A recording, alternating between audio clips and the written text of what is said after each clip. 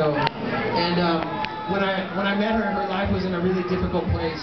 And hey, I would ask you this. I would just ask, maybe be quiet, not because you care, but maybe just because the person next to you might need to hear this, and it'll just be a minute.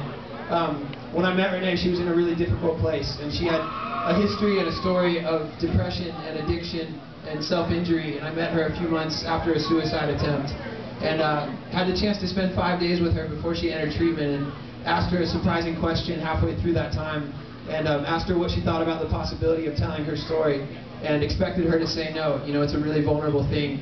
And she surprised me and said some things I'll never forget, but she said she loved the possibility that there could be a purpose for her pain, that other people might find hope in her story, and other people might relate.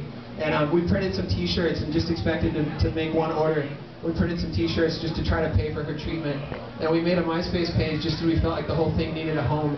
And never could have guessed what would happen, but people began to respond. And people began to say that her story was their story, and that they had lived in these places as well. People wrote in that had lost loved ones to suicide. People wrote in that had thought about suicide themselves. And so my life changed pretty quick, and basically, if you fast forward now, we exist to say that these are really difficult things, but that there's a tremendous amount of hope that exists in the face of these issues.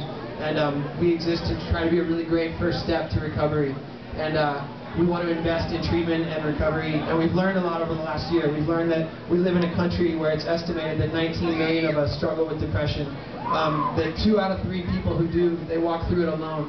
I think there's such a sense of confusion and shame that people just choose to walk through it silently. And untreated depression is the leading cause of suicide. And for us in this room, suicide is the 3rd leading cause of death. And so those are difficult things, and yet in the face of that we're hearing and we're believing that these things are very treatable, and that there's a ton of hope that exists.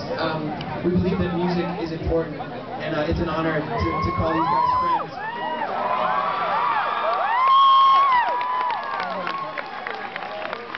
Really, on behalf of them, I think the reason we're part of this tour is just to say it's okay to talk about these things, that there's nothing you can't talk about, and more than anything, just to encourage you guys not to walk through life alone, that we need each other. There's a good chance you need the person who's standing next to you. And that's it for me. We're in the back. We're at the merch area next to Bayside. We'd love to meet you.